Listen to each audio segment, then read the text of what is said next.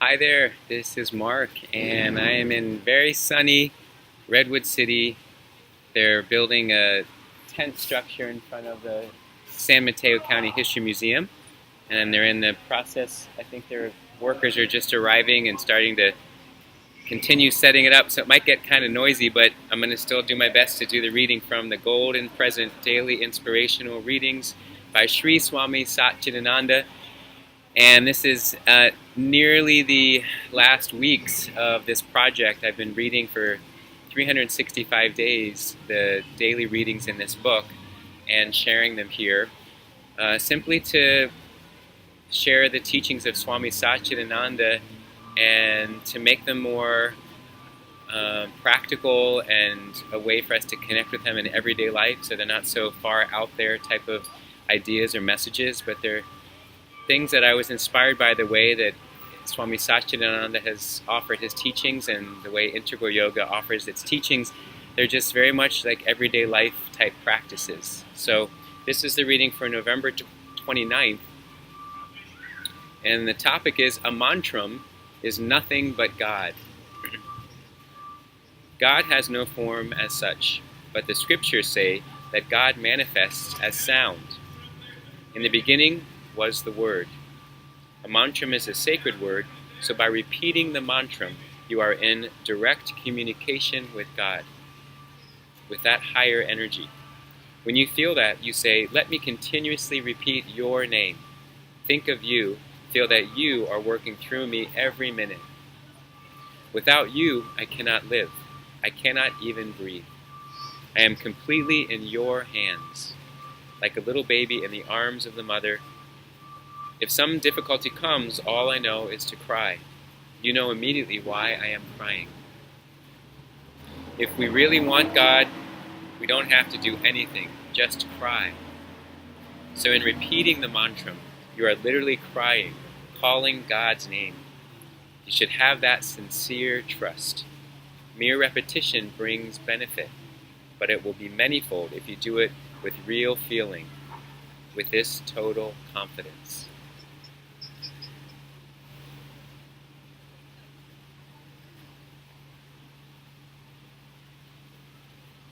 Like yesterday's reading was all about the Om, and if we connect with that and not really need to know what it's about, but just feel a connection and repeat the Om, that we are making a connection with that higher power, that higher essence.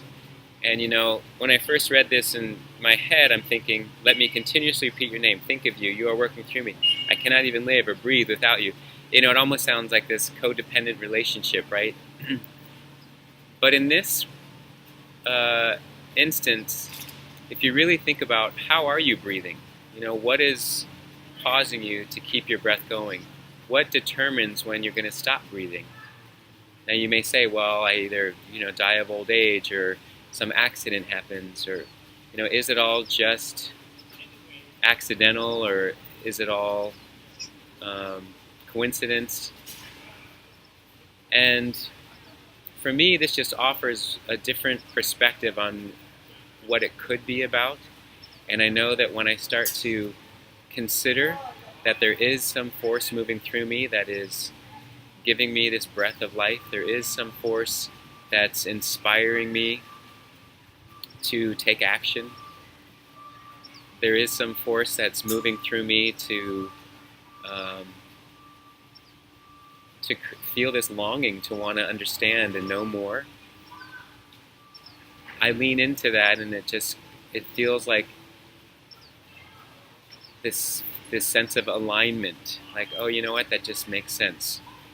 Reminds me actually kind of when I was in the event world. When you're putting things together and you're putting the room in order, you can just tell, you can just feel when the room is set up well.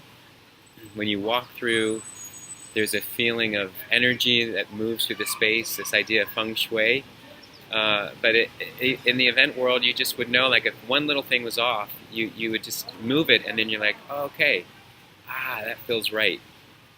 Some people have more of a keen sense of that than others.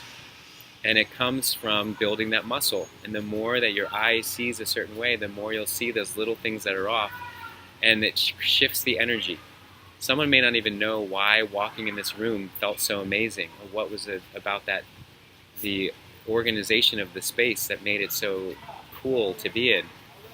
Someone may not have that nuance of understanding, where someone that's what they spend their whole life doing, they're going to know how to do that. Same thing with these spiritual practices. You may not have a full connection or understanding of this feeling of how things can align within you. You know, we talk about the stars aligning and then this just moment happened. There really is something to that. I really do believe that. And it happens in a physical manifestation, happens in an emotional, mental, global. This is a continuation. The other recording automatically stopped recording. It happens because my computer's getting jammed up with so many videos, and I'm still learning the process of uploading them and deleting them off my Mac Air. I have a Mac Air, so it quickly fills up. So yeah, so it did that. So now I'm jumping back into where I left off. It was the idea of that sense of alignment, and when you feel it, you know that something is just right. And so the more that I practice things like a mantra, which is repeating the name of God, repeating these Sanskrit words that hold a vibration in them, that have a sacredness, that have been repeated and chanted for thousands and thousands of years, they hold this vibration of power because of the repetition of them, because it's something that's been going on and on and on. Just like breath, there's a power in our breathing, which is why it's central to all of the spiritual practices, to begin that awareness of your breathing. Because it's something we all have, we all relate to. It neutralizes us to a common understanding of one another. When we're with our breath, we're in that flow, we recognize we are more like each other than we're not.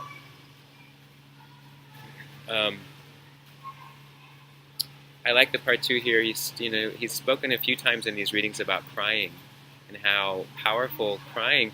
We reach that point. It's just another expression, another emotion that we can share and offer.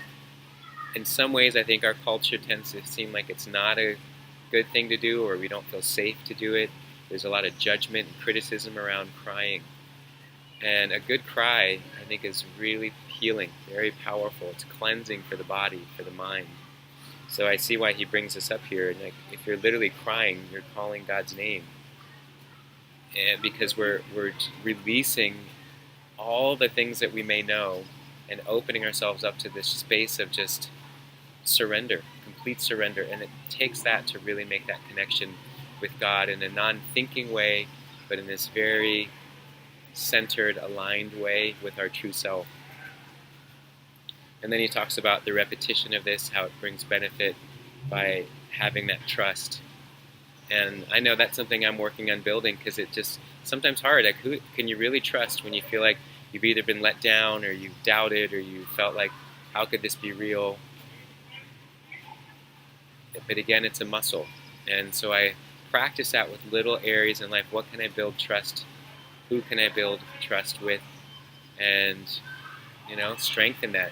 Ultimately, it's an internal connection and relationship of, the ultimate trust in a higher resource or higher energy or your highest self.